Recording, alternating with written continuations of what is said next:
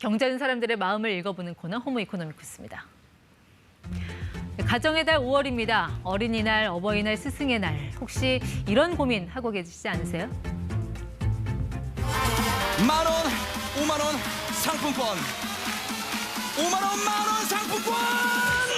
5만상! 용돈 줄 때 5만상! 아유, 내 돈! 다 같이!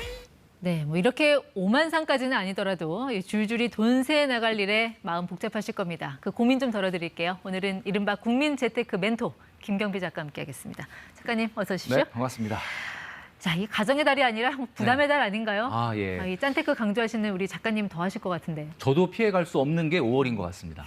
아무래도 여러 가지 행사도 많고 아마 돈 쓸 일이 굉장히 많으실 것 같은데 네. 저 같은 경우는 하필 또 우리 딸도 생일이 5월이에요. 그래가지고 네. 굉장히 좀 부담스러운 한 달인 것 같습니다. 당장 내일이 어린이날이잖아요. 네, 그렇죠. 선물 뭐 해줄까, 돈은 얼마를 줘야 될까 고민하는 분들 많을 텐데 네. 재테크 전문가 입장에서 어느 정도 비용 쓰는 게 적당하다고 보시나요? 네, 이것만은 분명한 것 같아요. 어린아이들에게 너무 많은 현금을 주면 안 된다.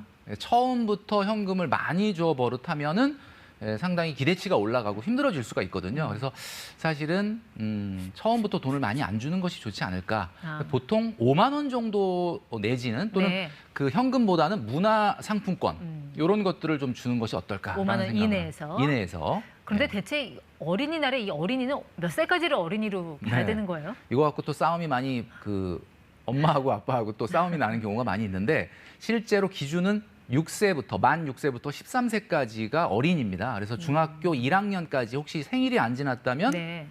어린이라고 볼 수도 있죠. 저희 집 중2 아들은 어린이라고 계속 주장을 하고 있는데요. 중2는 절대 안 되죠. 중2는 일단은 만 13세는 넘기 때문에 뭐 그건 딱 잘라서 청소년이다 이렇게 얘기해 주시는 게 좋을 것 같아요.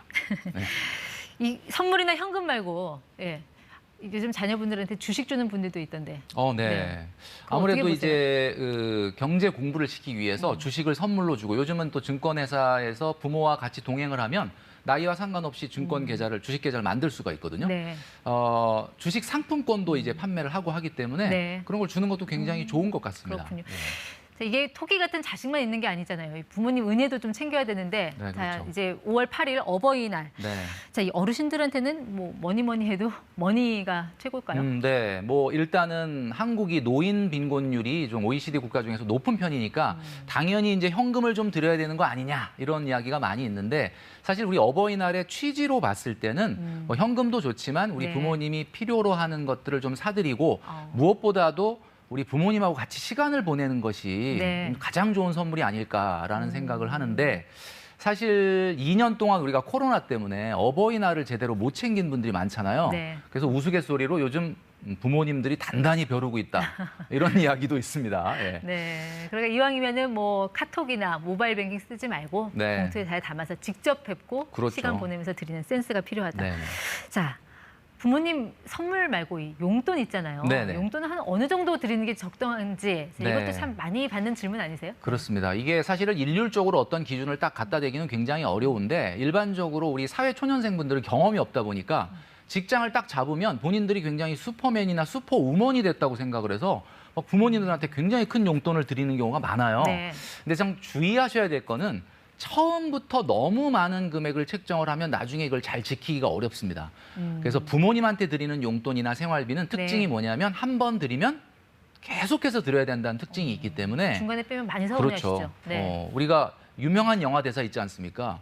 호의가 계속되면은 권린 줄 안다라는 말이 있는데 고마움을 모르게 된다. 예, 그러니까 너무 처음부터 금액을 높이지 말고 작지만 그래도 꾸준히 드리는 이런 방법을 택하는 것이 좋겠다. 그래서 우리 부모님들은 네.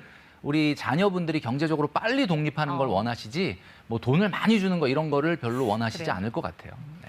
원하시는 분들도 계실 것 같은데. 근데 당연히 있으시겠죠. 조금 전에 그 적은 금액이라는 게 뭐 어느 정도 말씀하시는 거예요? 한 10만 원? 네, 뭐 그거는 이제 어떤 이 세상의 모든 소비라는 게 대부분 다 소득에 비례하는 거 아니겠습니까? 그렇죠. 근데 네. 사실 우리 자녀분들이 뭐 여행 갈 거 다 가고 본인은 굉장히 돈을 허투루 쓰면서 부모님한테 용돈을 조금 준다. 그러면 안 되겠죠. 그러니까 평상시에 본인이 저축도 열심히 하고 미래를 위해서 잘 대비하는 모습을 네. 보여준다면 우리 부모님들이 조금 용돈을 적게 네. 주더라도 이해하시지 않을까라는 생각을 합니다. 이게 어버이날, 뭐 어린이날로 끝이 아니에요. 이 네. 5월에는 정말 기다리는 이 5월의 신랑 신부들이 워낙 맞습니다. 많아서 청첩장도 많이 받고 하실 저도 텐데. 요번에 한 3개 정도 받았거든요. 밀렸던 코로나 때문에 밀렸던 청첩들이 굉장히 지금 밀려 들어오고 있는 것 같아요. 그거 받으면 이제 뭐 고지서 받는 분들이라는 그런 그렇죠. 예. 말들 많이 하시잖아요. 네네네. 이게 축의금이 그만큼 고민이 된다는 얘기인데 맞습니다. 이 축의금 누가 좀 그냥 기준을 좀 정해줬으면 좋겠다 싶기도 하고. 네, 그래서 제가 뭐 예능 프로에서 한번 그걸 정해드린 적이 있었는데 일단 축의금의 판단 기준을 우리가 세울 필요가 있을 것 같습니다. 일단 보면 청첩이 들어왔다 이런 경조사가 생겼을 때 평상시냐 비상시냐를 한번 생각해 볼 필요가 있어요. 언제가 평상시예요? 네, 평상시는 뭐 내가 경조사가 앞으로 특별히 생길 일이 없을 때 그런 경우고 비상시는 좀 우스운 이야기일 수도 있는데 내가 1년 안에 이제 경조사가 생길 가능성이 있을 때 이럴 땐 조금 신경을 좀 더 써야 되지 않을까. 결혼을 앞두고 있다라든지 그렇죠. 뭐 그런 거? 경우가 네. 될 수 있겠죠. 자, 친구냐 지인이냐 이거는 어떻게 구분을 해야 되죠? 우리가 보통 청첩을 받으면 이제 국룰처럼 사회 통념이 돼 있는 게 보통 친구는 10만 원, 지인은 5만 원이라는 그 어떻게 보면 사회 통념이 있거든요. 근데 이제 친구하고 지인을 구분하는 기준이 뭐냐 이런 걸 많이 물어보시는데 뭐 우리 엄마나 와이프가 이름 알면 친구, 모르면 지인이죠.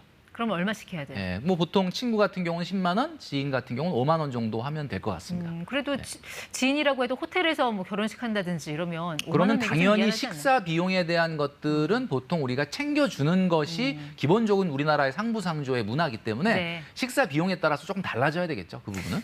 저 밑에 있는 저 방어형 어필용 저건 좀 설명이 필요할 것 같은데요. 네, 경조사 중에서도 방어용 경조사라는 거는 이제 소위 말해서 일단 우리가 잘 선방을 하고 넘어가면 네. 예, 크게 뭐 내가 튀지만 않으면 문제가 없는 경조사를 우리가 방어용 경조사라고 합니다. 네. 이제 그런 경조사에 이제 아까 얘기했던 것처럼 그 정도의 사회적 통념상의 축의금을 하면 되는 거고. 친구 같은 경우겠네요. 친구인 경우 말고 예를 들면 친구 같은 경우는 이제 어필용. 예를 들면 내가 같은 친구들 중에서도 좀 저 친구한테 내가 조금 더 성의를 보이고 싶다. 이런 경우가 있잖아요. 이런 것이 보통 우리가 어필형 경조사라고 얘기하는데 그렇게 해석을 하시는군요. 예, 네. 그런 경우는 보통 기본적으로 다른 사람들이 하는 금액보다 한 5만 원 정도를 더 하면 됩니다. 보통 우리나라의 축의금은 5만 원, 10만 원, 뭐 15만 원, 20만 원 이렇게 올라가니까 7만 원 하는 분들 가끔 계시던데. 그거는 정말 역효과가 날 수가 있죠. 왜냐하면 5만 원을 했어야 되는데 내가 조금 돋보이려고 7만 원을 하게 되면 친구의 입장에서는 고마워하는 게 아니라 10만 원 하기는 아까웠나? 이렇게 생각할 수도 있거든요.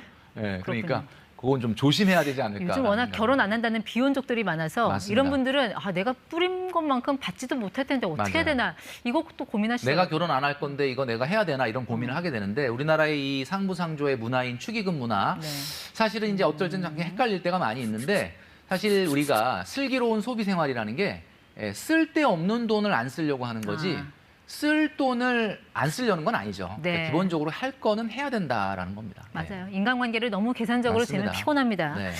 자, 이게 5월이라고 사실 더 수입이 생기는 거 아닌데 지출은 많아지고 이런 거 좀 미리미리 좀 대비할 수 있는 그런 전략 이런 건 없을까요? 맞습니다. 그래서 우리가 이거를 보통 5월이라고 하는 것이 올해만 돌아오는 게 아니잖아요. 내년에도 또 온단 말이에요. 그러니까 기본적으로 우리가 계절 지출이라는 통장을 만들 필요가 있다. 자, 계절 지출이라는 건 뭐냐면 매달 사용되는 금액이 아니라 특정한 계절에만 나가는 지출을 얘기하는 거거든요. 예를 들면 명절이라든지 뭐 휴가비, 그다음에 이벤트, 경조사, 겨울 옷 이런 것들은 특정한 계절에만 돈을 많이 쓰게 되잖아요. 그러니까 이거를 5월 돌아올 때마다 고민하지 마시고 미리 통장을 만들어서 한번 대비를 해보자.